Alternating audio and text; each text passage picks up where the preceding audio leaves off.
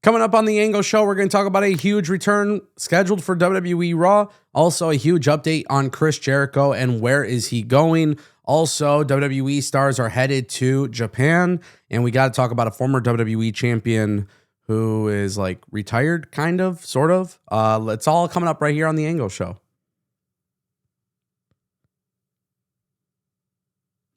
And if you guys want more videos like this, don't forget to click that subscribe button and ring that bell. This way you never miss a video on the channel. I want to kick things off with Braun Strowman. Now, obviously, Braun Strowman's a former world champion in WWE. And a lot of people have, speculated what he could be doing after WWE. A lot of people thought, hey, maybe this guy is going to AEW. Maybe this guy will go to TNA. Maybe this guy will go to NWA. Maybe he'll go to MLW.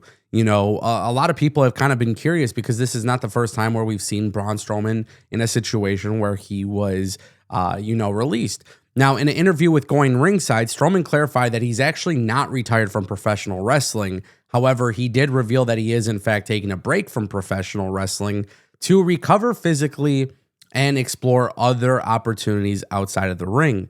He said these hands are always ready if anybody wants them, but right now I am enjoying taking a little bit of a break, getting my body healed up back as normal as I can, and experiencing some other things that life has yet to experience. I loved my time with WWE, but it took up every bit of my time. Now I'm having some opportunities to get out and do some other stuff and see some other things. Now, this is obviously a good thing for Braun Strowman to continue wrestling, because I think a lot of people do understand that Braun Strowman is this guy is talented in WWE.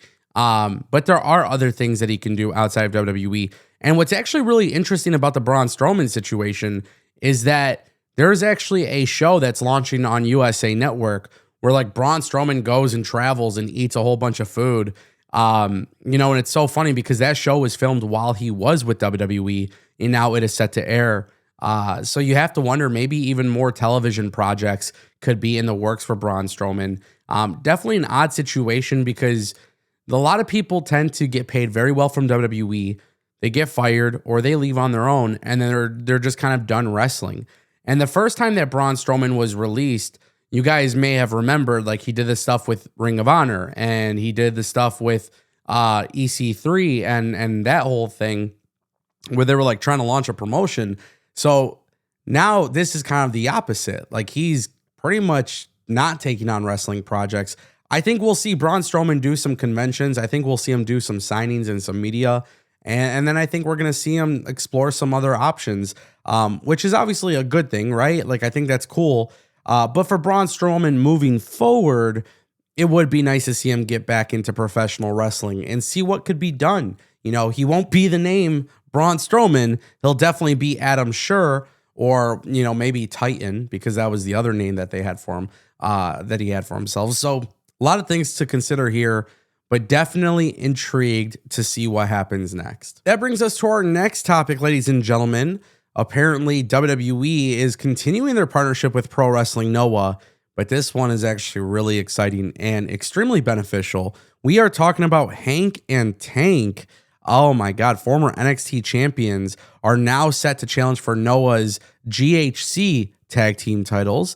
Hank and Tank Walker, Hank Walker, Tank Ledger, they are going to Pro Wrestling Noah. They just posted a video of them arriving in Japan, and they are going up against Masa Kitamiya and Takashi Sugiura for the GHC Tag Team Championships. Now, obviously, with WWE, and we all know this, we've seen this before, WWE will send some talent to Japan, and with Pro Wrestling Noah, they tend to come back a lot better, right? Like, we have seen this, it happens. It's become a really cool thing. They had a successful debut against Alpha Wolf and Dragon Bane. And then obviously they had like a little bit of a backstage angle to set up the match, which obviously it was accepted. And this is huge, man. Like, I'm actually super excited about this. I'm a big believer in partnerships being beneficial. And for WWE NXT, we have seen time and time again, sending talent to Japan has just been super beneficial. And I think this is actually a really cool thing that WWE does, especially for guys like Hank and Tank, where, they got over in NXT, they had a championship reign, but they're still a little green, you know? But the thing about these guys is they have charisma. So you send them to Japan, you give them a little bit of a different crowd, you give them a little bit of a different experience, they learn, they take from it, then they come back and they channel it into their characters. And I feel the benefits are truly that damn good, so it makes it worth it.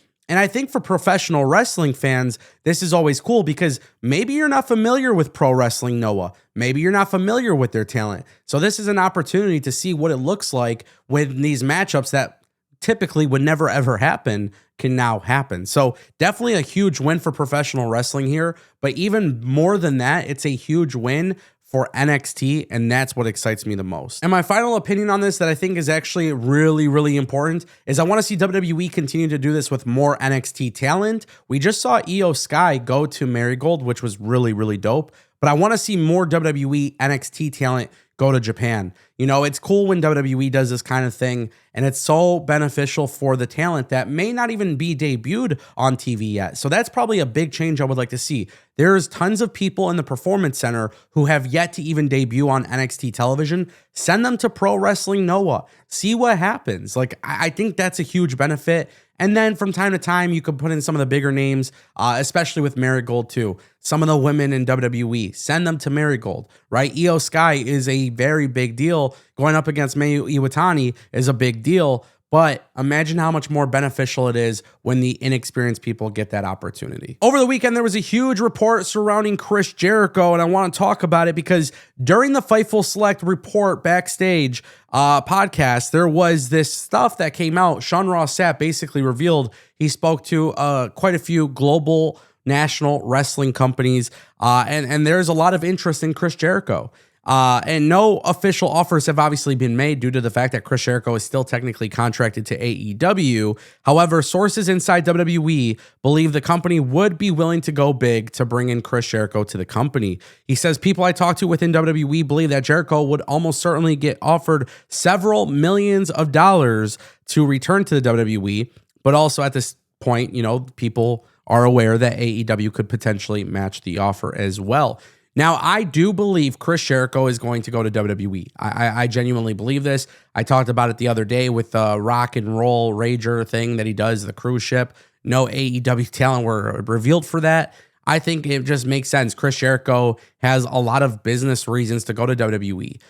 Fanatics and WWE and TKO Endeavor, like they're doing this whole thing, you know, with the signings and the conventions, you know, the podcasting. WWE now has a podcast network. Talk as Jericho could be brought into there. That involves even more advertising dollars. Chris Jericho could definitely have a role backstage with WWE. I foresee Chris Jericho being involved in AAA or NXT in a backstage capacity. I believe Chris Jericho will get the Hall of Fame induction. I believe he will get a retirement tour similar to what we have gotten with John Cena. And then from that, he will transition backstage into something much larger. Let me be clear. I'm a huge fan of Chris Jericho, and Chris Jericho has done some awesome stuff in AEW, but he has outgrown AEW.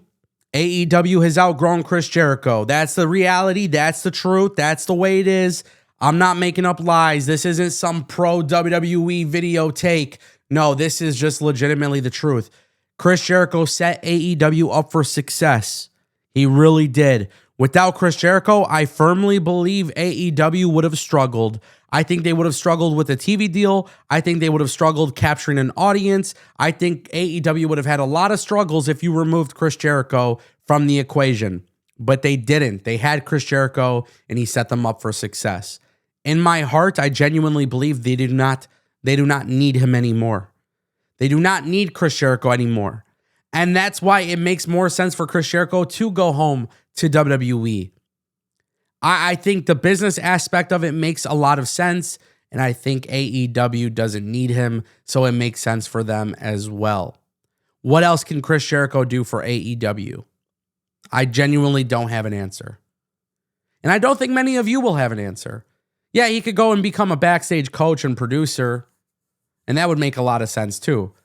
But let's just be very clear here. Chris Jericho leaving AEW would not damage AEW in the slightest. It would not. So if I'm Tony Khan, I don't even know why I would match WWE's millions of dollars. That's just my opinion. You guys can tell me how you feel. That's what the comment section is for. And that brings us to our final topic, ladies and gentlemen. Tonight's WWE Raw is a big one. It is Monday, October 27, 2025. So as you watch this video, just keep in mind it is very time sensitive. But it does appear that a WWE Raw return has been confirmed, and that is, in fact, Santos Escobar. Now, this is a very, very big deal for a variety of reasons. We found out he was leaving the WWE, and then like 2 days later, WWE re-signed him, and now he is back, and he's going to be part of the WWE Raw brand moving forward. This was confirmed by Bodyslam.net. They confirmed that Escobar is scheduled to appear on the October 27th episode live from the Honda Center in Anaheim, California. Now, this will be his first on-screen appearance. Now, we don't know what the play is here, but we are under the belief that he has been officially repackaged. There is a new gimmick associated with him. This is WWE pushing Santos Escobar. So how does WWE do this? What are they going to do here? That is the big question mark. And I genuinely don't know what to expect. I think WWE is so incredibly funny here because they didn't have creative plans for him a month ago. They did not have plans for this guy. They weren't even going to re-sign the guy. Then there's reports that AEW was interested in him. 2 days later, next thing you know, Santos Escobar and WWE come to a new agreement. It was reportedly said that Santos Escobar was looking for better creative, not more money, but better creative. Then it comes out he signs this new deal with some creative guarantees and some more money. How true is that? I don't know. That's a gray area for me. But in my heart, in my feelings, and everything that I think right now, currently speaking, Santos Escobar getting pushed would be the right choice. And I have to wonder what they're going to do with him in this particular case, because there's a lot of stuff happening on WWE Raw with the Lucha Libre talent. And we cannot ignore that. Between Dragon Lee and AJ Styles being now tag team champions, you got El Grande Americano with Rayo and Bravo. You got the Grande Americano faction. LWO is still a thing. You have to wonder, what are they going to do with Santos Escobar? Is he going to be in a situation where he's tying it up with all the Lucha Libre guys, or is this him getting packaged as his own character, as his own thing, without WWE lumping him into something else? What's very funny to me, though, and I will say this, they are keeping him on Raw separate of Los Garza. But let me be perfectly clear. I think that's where things kind of get a little bit weird, because WWE should know very well that group could have been something great. Legado del Fantasma could have been something great. They could have done more with him, and they chose not to. Ladies and gentlemen, that is the Ango Show.